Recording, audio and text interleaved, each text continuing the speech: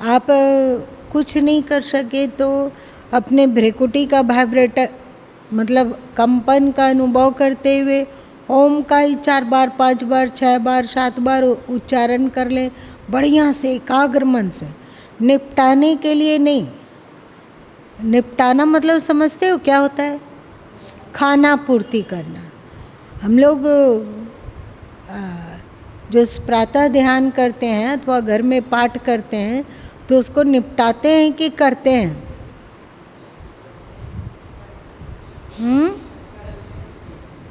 समझ समझ के अर्थाकार वृत्ति से तो शौक से करते हैं या एक बोझ है कि अभी ये करना है, ये करना है, ये करना है, ये करना है, ऐसे करना है, वैसे करना, भी बहुत सारा काम है। क्योंकि देखिए काम के समय में ईश्वर का स्मरण करना कठिन है, पर ईश्वर के स्मरण के समय में संसार में दौड़ना बिल्कुल सरल है ना? क्योंकि हम लोगों ने जो दिमाग में भरा है तो उससे क्या होता है कि पाठ के समय में हम लोग का दिमाग थोड़ा खाली हो जाता है, थोड़ा चारों ओर से सिमट जाता है। तो उस खालीपन को भरने के लिए जो संस्कार हमने कलेक्ट किया है, संग्रहित किया है, वो सब के सब मन पर आक्रमण कर देते हैं। तो दुनिया का बाहर काम याद आती है कि ये करना है, वो बाकी ये छूट गया, उसको ले लेना है, उसको कर लेना है। हम लोग यदि 20 मिनट पाठ करते होंगे तो पता नहीं 2 मिनट 4 मिनट बिल्कुल पाठ में निमग्न होके करते हैं या नहीं, पता नहीं, है ना? ये बताता है कि हम लोग अभी अपने भीतर अध्यात्म को बहुत प्रचंड नहीं किए, वरना मन को तो संकल्प विकल्प में रस है, वो हो सकता है कि संकल्प विकल्प करे, पर पाठ के समय में भी यदि संकल्प विकल्प उठेगा तो हम गुरुद्वारे गए, वहाँ पर ये सत्संग सुने, ये नहीं समझ में आ रहा है अर्थ, इसको टीका से एक बार देख लेंगे, चिंतन नहीं हो रहा है, मन एकाग्र नहीं हो रहा और समय सिमटना है, इस तरह का कोई आध्यात्मिक विचार आएगा। अभी आध्यात्मिक उन्नति के लिए और क्या करें, तो थोड़ा सा ध्यान कर लेते हैं। ये सब चर्चा चलती है, ये सब विचार मन में आते हैं।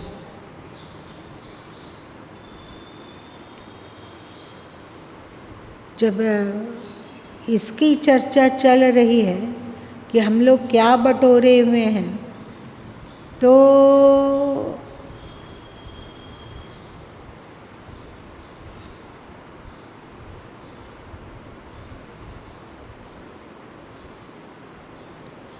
यदि हम सब अपने जीवन में थोड़ी सी सावधानी लाएं,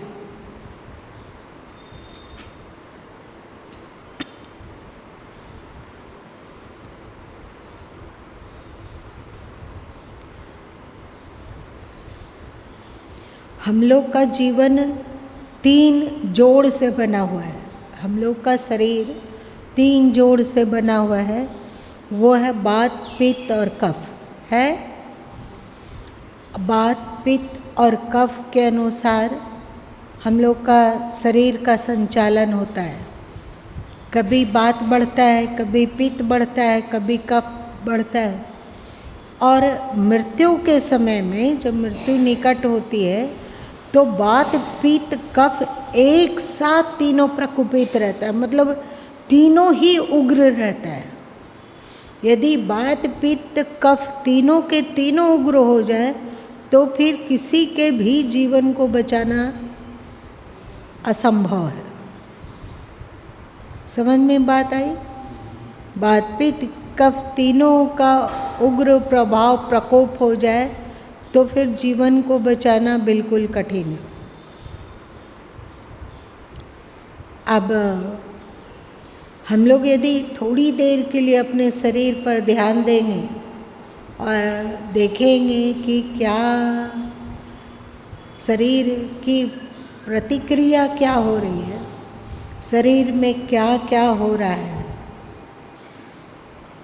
वात अधिक प्रकोपित है या पित्त प्रकोपित है या कफ प्रकोपित है, थोड़ा सा ध्यान देंगे तो आप अनुभव कर सकते हैं कि प्रातः 5 बजे से लेकर लगभग 10 से 11 बजे तक, 5 बजे प्रातः से लेकर 11 बजे तक, लगभग 10-11 बजे तक हम लोगों का कफ प्रधान होता है। बहुत सारे लोग होते हैं ना, कहते हैं कि जब सो के उठते हैं तो छींक आने लग जाती है, बोलते हैं ना, कुछ देर के लिए सर्दी हो जाती है, अथवा थोड़ा जिसकी खांसी है उसको सुबह सुबह खांसी बढ़ती है। आप लोगों ने अनुभव किया है? नहीं अनुभव किया? रात के पिछले पहर में खांसी उग्र हो जाती है, पिछले पहर में खांसी उग्र होती है। ये बात का समय है, कफ का समय है। 5 बजे सुबह से लेकर लगभग 10-11 के अंदर तक कफ का प्रमुखता है। तो हमारे पूर्वज लोग जो थे, इस समय वे ऐसा भोजन किया करते थे जो कफ का शमन करने वाला है। जैसे हमारे पूर्वज लोग सुबह के समय में अंकुरित चना मूंग खा लिए, होता था ना पहले, अंकुरित मोठ खा लिए, है ना, उसी में थोड़ा सा काली मिर्च डाल दिए अथवा नमक डालें, काली मिर्च डालें। काली मिर्च वगैरह क्या करता है कि आपके कफ प्रकृति को शांत करता है। तो 5 बजे से लेकर 10-10:30 बजे तक कफ प्रकृति प्रमुख होता है, और फिर 11 बजे से लेकर लगभग संध्या के 2-3 बजे तक पित्त उग्र रहता है। पित्त, आप देखेंगे कि हिंदू समाज में ज़्यादातर दोपहर में लोग चावल दाल खाते हैं, सही है ना? अथवा जो दाल नहीं भी खाता है वो चावल खाता है। 10 बजे के बाद ज़्यादातर लोग चावल खाते हैं, चाहे चावल सब्जी खा लें, चाहे चावल कढ़ी खा लें। उसी समय सलाद भी पर्याप्त मात्रा में खा रहे हैं, कच्चा सलाद, खीरा खा लें, ककड़ी खा लें, चुकंदर खा लें, या और इसी तरह का टमाटर है, सब चीज़ का मिक्स करके वे लोग खाते हैं। ये हमारे पूर्वज लोग का, हमारे ऋषियों का अद्भुत खोज है, इसको जानना चाहिए।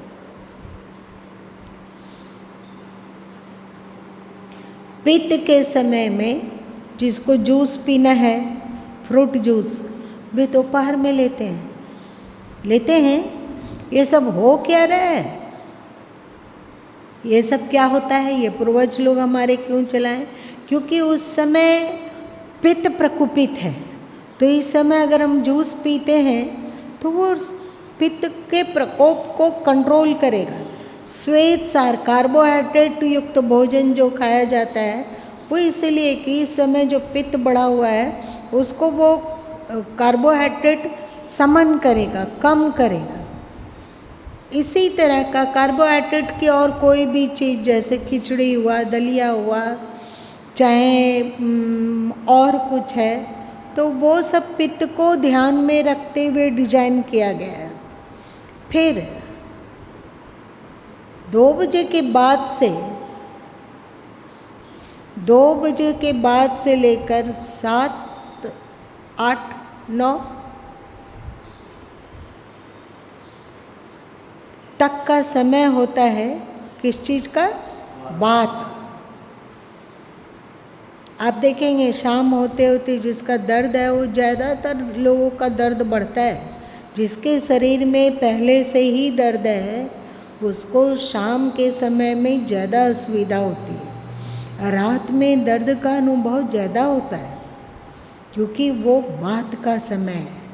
तो आप लोग देखोगे रात में दूध पिया जाता है। बहुत सारे लोग हल्दी डाल के दूध पीते हैं। बहुत सारे लोग उसमें दूध में 4 दाना चीनी डालें और उसको घोलें और पिएं। सरकार प्रभु अक्सर कहा करते थे कि रात में जो पीने वाला दूध है उसमें 4 दाना चीनी सही, 4 दाना मिश्री सही पर डालना चाहिए, ऐसे नहीं पीना चाहिए। तो गुरु माँ ने एक बार पूछा था कि इसका कारण क्या है, वे मतलब चीनी को पेट में क्यों जाने दिया जाए। तो वे बोले एक चुटकी मार गुड़ डाल दो। आखिर क्यों? तब पता चला कि वे ऐसा इसलिए कहते थे कि इससे दूध बात की वृद्धि ना करे। हल्दी डाल कर पीना, बहुत सारे लोग हैं हिंदू समाज में, बहुत सारे आश्रम भी ऐसा हमने देखा है जिसमें रात के दूध में एक साथ सबके दूध में एक आधा चम्मच हल्दी देकर वे लोग खिलाते हैं और उसी दूध को सबके सब पी रहे हैं। इसका ये हल्दी वाला दूध दोपहर में पियोगे थोड़ा बेकार का चीज़ है, आपका पित्त बढ़ा सकता है। आप सुबह पीते हो तो भी ठीक ठाक है क्योंकि कफ का भी समन हल्दी करता है और साथ साथ में बात का भी समन हल्दी करता है। तो हल्दी वाला दूध का प्रचार भारत में है, दुनिया में और कहीं नहीं। इसको आप समझो कितने हमारे पूर्वजों की दृष्टि कैसी विलक्षण गूढ़ रही है। बहुत सारे लोग दूध में 1 ड्रॉप 2 ड्रॉप शुद्ध घी टपका कर पीते हैं। आप लोगों ने देखा है बहुत सारे लोग, ऐसा नहीं कि 1 चम्मच डाल रहे हैं अथवा एक कड़छुल डाल रहे हैं, ऐसा नहीं है। 1-2 ड्रॉप 1-2 बूंद चला दिए, वो घी फैल गया और उसको लेते थे। इन सब के पीछे यही कारण था।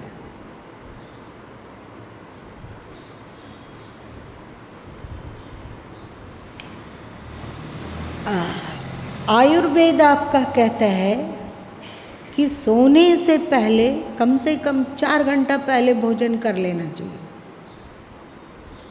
जैसे आप यदि 7 बजे भोजन कर रहे हैं रात्रि का, तो 11 बजते बजते तक वो लगभग पच जाता है। एक भोजन एक जो हम लोग करते हैं उसको पचने में लगभग कितना समय लगता है? 4 घंटा लगता है।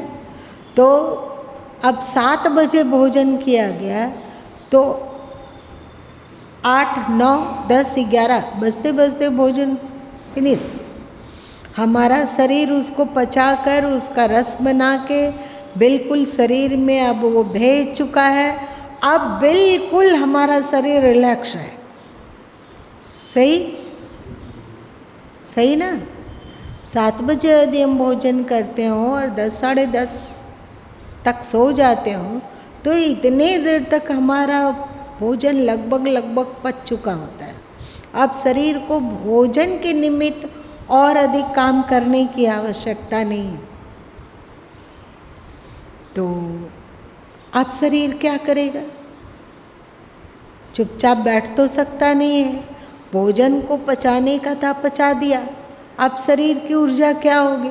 अब हम लोग सो गए हैं, वैसे भी दिमाग भी शांत हो गया ना, नींद में चले गए, सो गए तो हमारा दिमाग शांत हो गया। हमारे मन में कोई विचार नहीं है क्योंकि अब गहरी नींद में है। श्वास अपना काम कर रहे हैं। पचाने के लिए पेट के पास भोजन नहीं है। ऐसे समय में हमारे शरीर के भीतर की ऊर्जा शरीर को हीलिंग करने लग जाती है। हीलिंग मतलब समझे? रिपेयरिंग, बिल्कुल सही। रिपेयरिंग करती है। अब यदि कोई व्यक्ति 11 बजे से लेकर लगभग 10:30 11 बजे से लेकर प्रातः 5 साढ़े 5 बजे तक 5 बजे तक यदि शरीर के पास पेट में पचाने लायक कुछ नहीं है तो पूरी की पूरी ऊर्जा लग जाती है शरीर को हील करने में। इसलिए अब इस बात को डॉक्टर लोग भी समझें।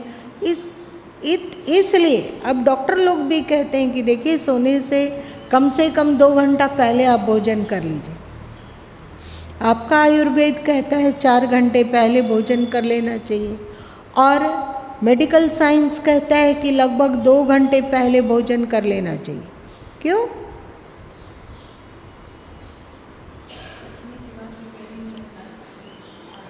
हमारे शरीर की ऊर्जा हीलिंग कर सके शरीर को, जो टूट फाट है, जो मरम्मत की आवश्यकता है, जो कोशिकाएं कमज़ोर हुई, जो कोशिकाएं थक गई, अब उन लोगों की थकावट दूर होगी और शरीर हिल भी होगा, रोग से लड़ने की क्षमता जागेगी, इम्यूनिटी हमारा प्रखर होगा। ये बड़ा कीमती प्रहर है, कीमती पहर है, बहुत कीमती। उसके बाद 5 बजे सुबह से लेकर 10 बजे तक बड़ा अमृत काल है। उस समय आपके शरीर में कफ की वृद्धि है, सही? और कफ कैसा होता है? कफ का अनुभव आप लोग को नहीं है क्या? क्या कैसा होता है? क्या होता है? पीला भी हो सकता है। वो कफ की प्रवृत्ति के समय में कफ का भी हमारे शरीर में बहुत आवश्यकता है। आप जो कहते हो कि जॉइंट पेन का ग्लिसरीन खत्म हो गया, कहते हो ना, जॉइंट पेन हो रहा है, इसका मतलब जॉइंट का ग्लिसरीन खत्म हो गया, घुटने के बीच का द्रव्य खत्म हो गया, कंधे के बीच का जो जॉइंट में ग्लिसरीन था वो शेष हो गया। इसका मतलब है कि आपका कफ अपना काम सही नहीं कर रहा है।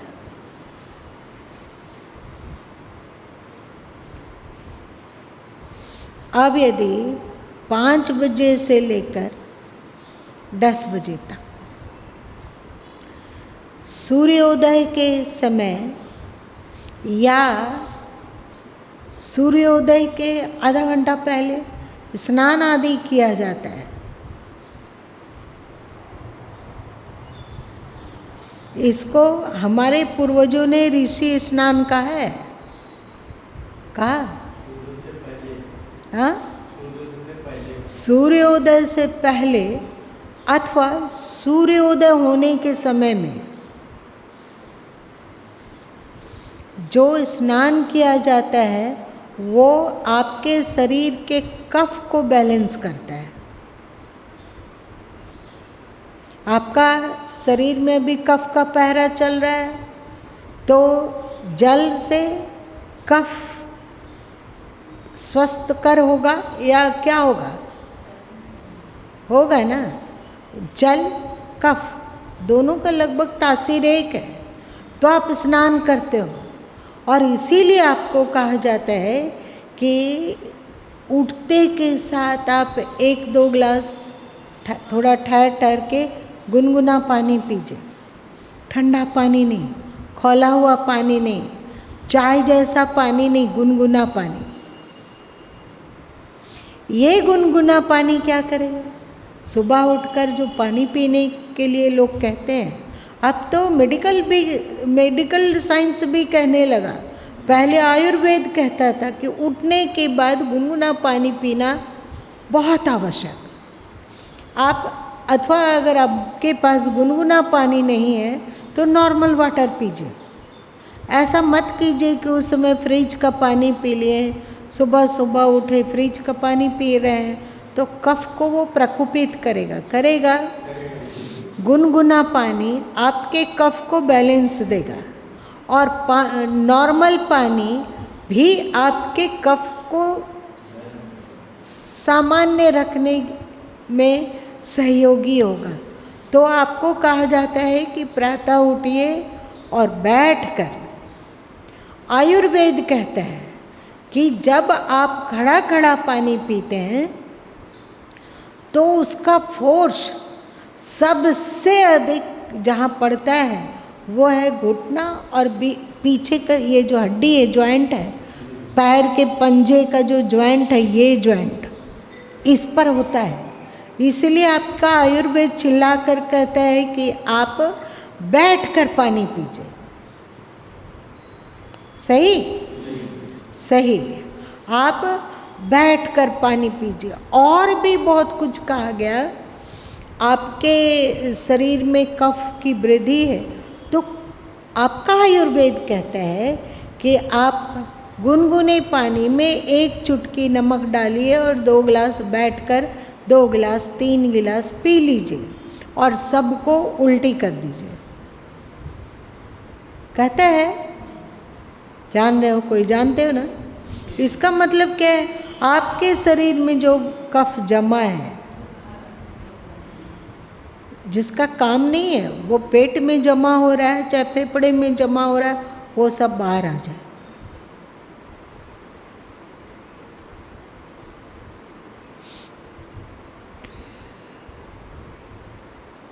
सुबह कफ का समय है तो आपका ऐसा प्रचलन है कि सुबह सुबह लोग जल्दी कार्बोहाइड्रेट अथवा और कुछ 10 बजे के पहले खाना पसंद नहीं करते हैं।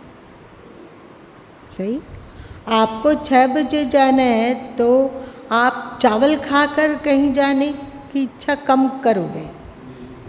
आप चाहोगे कि रोटी खा लें, पराठा खा लें अथवा ब्रेड खा लें, यही सब ना, यही सब जो कुछ है, रात की रोटी है या ब्रेड है अथवा पराठा है अथवा और कुछ है, इसको खा के और निकले। क्या हमारे पूर्वज लोग का दिमाग देखने पर ना हाथ जोड़ने का मन करता है। अभी थोड़े थोड़े लोग आलसी हुए हैं क्योंकि लोगों को देर से उठने की आदत होती जा रही है, इसलिए प्रचलन चला ब्रेड का। ऐसा नहीं है कि रोटी से ज़्यादा टेस्टी ब्रेड हो या ज़्यादा लाभदायी हो, ऐसी बात नहीं है। तो लेकिन लोग बटर और ब्रेड खाते हैं, इसके पीछे उद्देश्य क्या है? क्योंकि वो बना नहीं पा रहे हैं, आलस है, देर से उठेंगे तो समय ही नहीं है, बना नहीं पा रहे हैं तो चलो ब्रेड नहीं, हम ब्रेड बटर खा लिए हैं। सुबह सुबह ब्रेड बटर खाया, 1 कप चाय उड़ेला, चल दिया।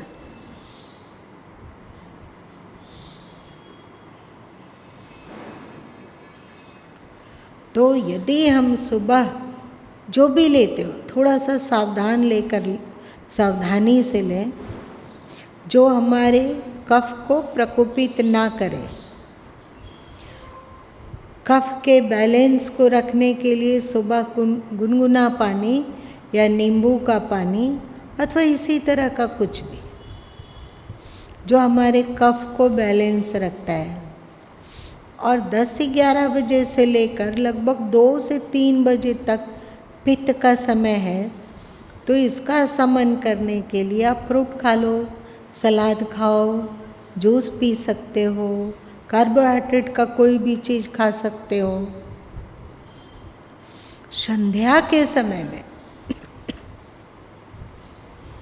बहुत सारे लोग कुछ कुछ खाते हैं, मुरमुरा जैसा चीज़ या कोई भुंजा जैसा चीज़, है ना, वो भी जो हमने कार्बोहाइड्रेट खाया कार्बोहाइड्रेट खाया पित्त को शमन करने के लिए, अब उसकी घड़ी शेष हो रही है। अब जो कार्बोहाइड्रेट है, जैसे आप कोई चीज़ में, कोई भी ठंडा चीज़ में काली मिर्च छिड़क के खाते हो तो उसका ठंडा का असर कम होता है ना। तो हम लोगों ने जो कार्बोहाइड्रेट लिया है उसमें वो पित्त को समन करने के लिए था, पर पित्त उग्र ना हो। कोई भी चीज जो पित्त और बात, अभी बात होने वाला है, उसको कंट्रोल करे तो कुछ रूखा सूखा चीज खा लेते हैं, खा लेते हैं, नहीं भी खाते हैं, खाने की आवश्यकता नहीं है, लेकिन खाना है तो कुछ ऐसा ही चीज़ खाया जाए। और रात्रि के समय यदि 7 बजे तक भोजन हो जाए, देखिए हमें पता है ये सब ज़्यादातर कहने सुनने की बात है, पर यदि हम 7 बजे भोजन कर पाते हों, इसलिए बहुत सारे आश्रमों में 6 बजे है, और इसलिए जैन लोगों में प्रचलन है कि जब तक सूर्य हो, उजाला हो, इसके बीच में खा लेना चाहिए। ये एक बहुत कीमती बात जैनों में है। महावीर स्वामी ने अथवा जैन मत में ये बहुत कीमती बात कही कि सूर्य हो, उसके अंदर अंदर यदि भोजन कर लिया जाए, पूरा रात्रि ना छाई हो, थोड़ा थोड़ा उजाला हो ही, उस समय आप भोजन कर लेते हैं तो वो 4 घंटा होते होते पच कर फिनिश। अब आप ध्यान करते हुए, सुमिरन करते हुए, आप आध्यात्मिक चिंतन करते हुए अथवा अपने मन को समेटते हुए विश्राम की तैयारी कर रहे हैं।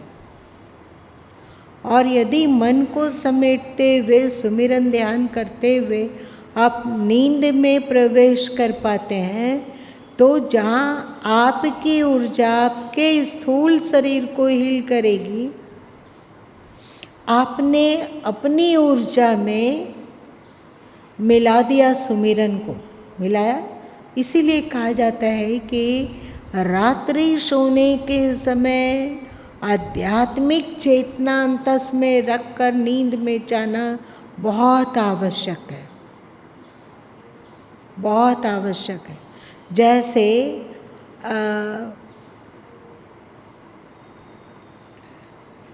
अभी बहुत तेजी से प्रचलित हो रहा है रूम फ्रेशनर, हो रहा है ना। वो करता क्या है, एक जगह रखा हुआ है और अपने आप ऑटोमेटिक ही 10 मिनट 15 मिनट जैसा उसको बनाया गया होगा, वो रूम में सुगंध छोड़ता है, तो बहुत देर तक रूम में खुशबू होती है, सही ना। तो सोने से पहले हम आध्यात्मिक ऊर्जा को अपने भीतर क्या करें,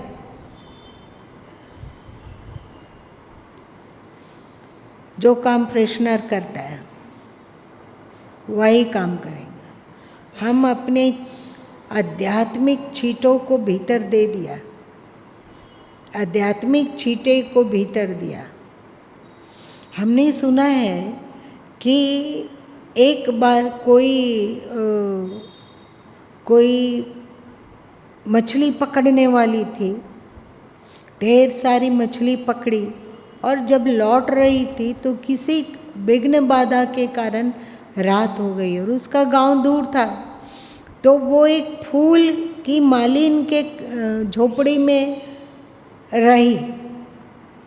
उसको बोली, हमें रात तक विश्राम करने का जगह दे दो बहन, दूर है और अंधेरे में चलना अच्छी बात नहीं है। मालिन के आओ, केवल मैं ही रह रही हूँ इसमें, तुम भी आ जाओ। वो भी आ गई। मालिन तो अपना घोड़ा बेच के सो गई और उसको नींद ही नहीं आती थी। फूलों की खुशबू, परेशान हो गई कि अब सोए कैसे। तो क्या की कि मछली जिस टोकरी में थी उसको अपने सिराने के पास रखी, उसमें पानी का छींटा दे दी। मछली में पानी का छींटा देने से क्या होता है, हमने केवल पढ़ा है, लेकिन उसके लिए वो सुगंध है ना। एकदम गंदी बदबू हम लोग के लिए, दम घुटने लगता है। लेकिन जैसे पानी का छींटा मार के मछली को तरोतर कर देते हैं लोग, तो हम अपने भीतर यदि अध्यात्म का स्प्रे कर पाएँ रात्रि काल में, तो हमारा मन हिल नहीं होगा क्या? और एक बात है, आपके ऋषि मुनियों ने खोज करके कहा कि निद्रा में जाते समय का किया हुआ कार्य बहुत पावरफुल होता है। जैसे आपका शास्त्र कहता है कि मरने समय में जो विचार चलता है उसके अनुरूप गति हो जाती है, सही ना? आप लोग सुने हो, गीता में भी सुने होंगे और बहुत सारे संतों के द्वारा भी सुने होंगे। तो जैसा जिस विचार को लेकर इस शरीर का त्याग किया गया, उसी विचार को लेकर अगला जन्म शिशु शरीर मिल जाएगा हमें। तो वैसे ही रात्रि में जिस विचार को प्रश्रय देकर हम सोएंगे, वो विचार बहुत हद तक सुबह उठते के साथ दिमाग में आ जाता है। आप लोगों ने अनुभव किया है इसका? नहीं किया तो करके देख लेना। तो रात्रि समय में यदि हम अपने भीतर अध्यात्म का स्प्रे कर पाए, चाहे सोने गए तो सुमिरन करते हुए सो गए अथवा प्रार्थना का सहयोग लिए, किसी भी तरह से हमें अस्तित्व से कांटेक्ट होना है।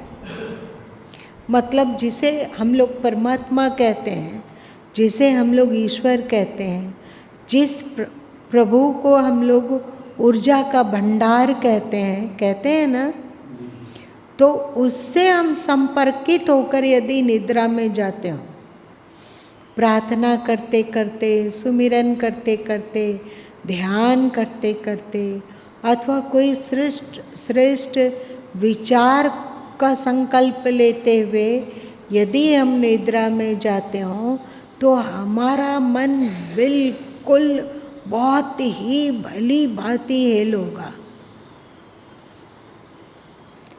हमारे मन में जो गंदगी है, यदि हम रात्रि शयन के समय में आध्यात्मिक स्प्रे करके सो पाते हों, तो हमारे मन में जो कुटेव है, जो कुसंस्कार है, जो आध्यात्मिक का विरोधी है, उन विचारों को, उन संस्कारों को ये स्प्रे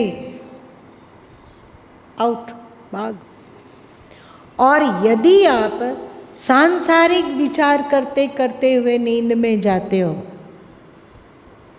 समझ रहे हो, सांसारिक चिंता करते हुए, तनाव करते हुए, अथवा किसी की बात याद आ रही है, दिमाग में घूम रही है, राग द्वेष से आपका मन भरा हुआ है, आप भारी टेंशन में हैं, आप बकवासी बातों को याद कर रहे हैं, और इसका स्प्रे मार के यदि आप सो जाते हो, तो आपके मन के भीतर जो आध्यात्मिक संस्कार हैं, दिव्य गुण हैं, उच्च भावना है,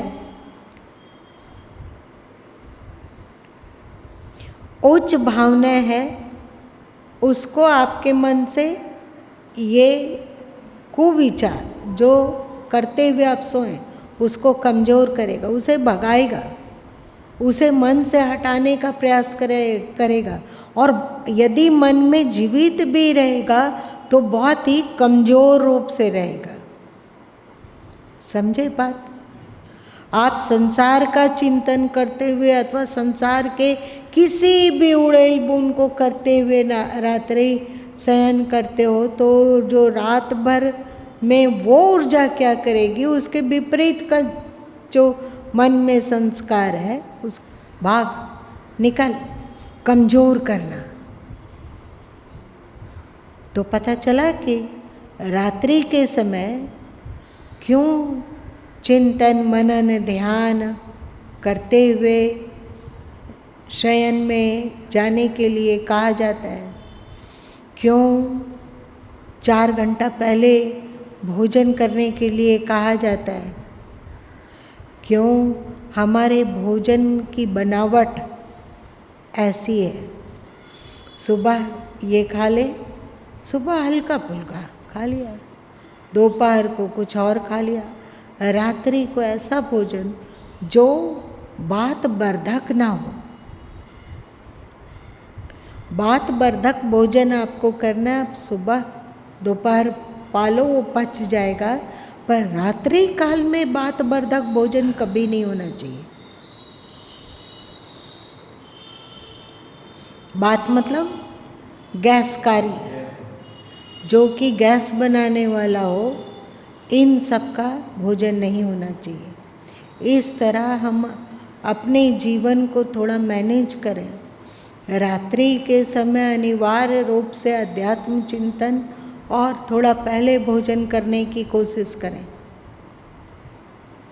अध्यात्म चिंतन करते करते नींद में जाएं, और जब उठते हों तो उठने के बाद आँख खुली तो सबसे पहला विचार हम लोगों के अंतस में आना चाहिए वो आध्यात्मिक हो, जो हमारे मन को शांत करता हो, जो हमारे भीतर प्रसन्नता पैदा करने वाला हो, आध्यात्म को प्रखर बनाने वाला हो, जो हमें पॉजिटिविटी से भरता हो। प्रातः उठो, ऐसा ही विचार। दिन दोपहर को एक तो हमने सुबह उस ब्रह्मांड व्यापी दिव्य ऊर्जा से संपर्क किया, ठीक है।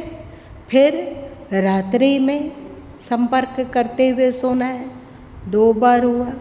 अब यदि दिन दोपहर को भी कभी भी, जरूरी नहीं है कि हम बैठ के 1 घंटा तक का समय लगाएं, थोड़ी देर के लिए भी हम अपने भीतर शांति का, सद्संस्कार का, दिव्यता का, प्रसन्नता का, निर्मलता का, निर्विकारिता का, पवित्रता का, आनंद का अपने भीतर में थोड़ी देर के लिए भी चिंतन कर लें। मतलब हम सर्वव्यापी, ब्रह्मांड व्यापी ऊर्जा से कनेक्ट हो पाते हों। छोटी छोटी बातों को ध्यान में रखकर हम अपने जीवन को संतुलित, शांत, आह्लादित, तृप्त बना सकते हैं।